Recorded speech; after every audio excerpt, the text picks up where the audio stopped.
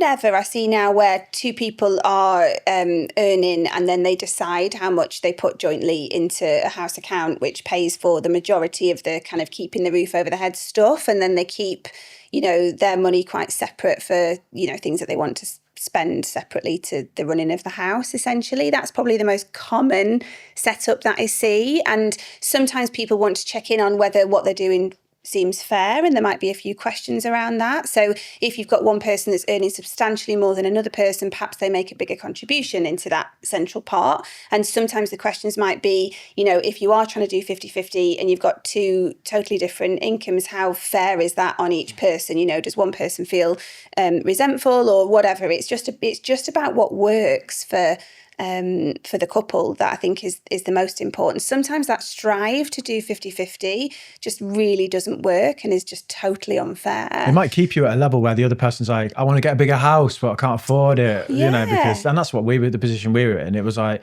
I want a studio in the house from my YouTube. So if we're going to move step up the ladder, essentially, it's going to cost a lot of money. I'll do that, you know? If it's 50-50, it's like my business suffers, Yeah, exactly. So it's being able to have those conversations. Like, I'm earning more, therefore I'm happy to contribute more. That works for us. That feels fair. If you're bearing the weight of responsibility of all of your household costs, and then you're noticing that the other person is spending on things that you don't buy yourself because you can't afford, because you're bearing that responsibility, that's where resentment can come in. So it's all about being able to communicate that, instead of the backhanded, oh, right, I've noticed that we've had another Vinted party. It's, actually, the reason why I'm even saying this is because I've seen something that I really want to buy, and I noticed that I can't afford it this month, but I'm noticing that you can.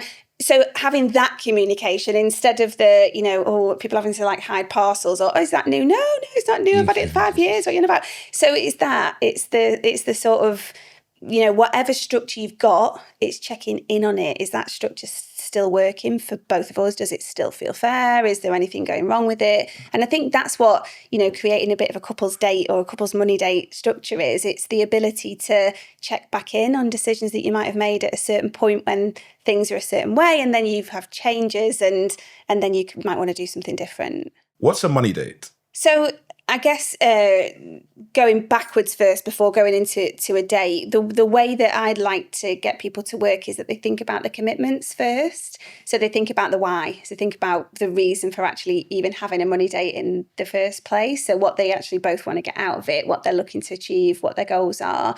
And then thinking about where and when is good. So sometimes people will come to me and they're like, God, my partner just wakes me up in the morning and the first thing they want to talk about is like money, or there's a direct debit coming out, and it stresses me out and it spoils my whole day.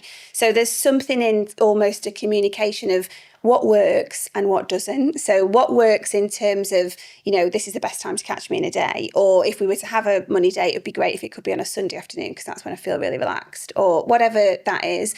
But also what doesn't work well. So, when you wake me up in the morning talking about money, that just spoils my whole day and it means I'm really reactive. What doesn't work, what triggers me, when you talk about my mom, it really triggers me, or when you talk about something to do with the kid, whatever it is. So it's almost stipulating what does good communication look like, what does bad communication look like, what's going to work, and how do we celebrate each other? Like, that's a massive one. So in couples, we tend to celebrate each other in the way that we like to be celebrated.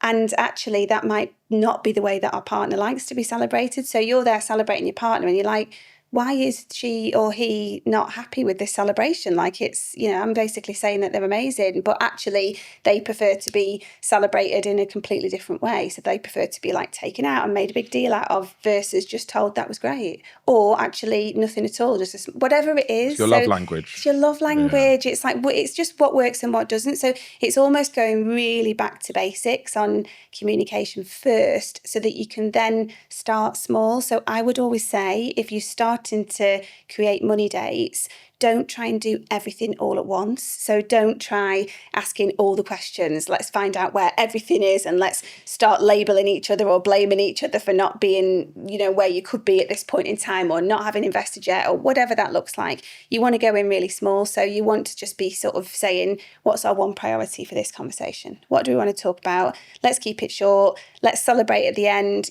so that you can get into a process where it feels just safe and like a nice thing to do. So you're kind of training your brain to talk about money because generally speaking, people don't.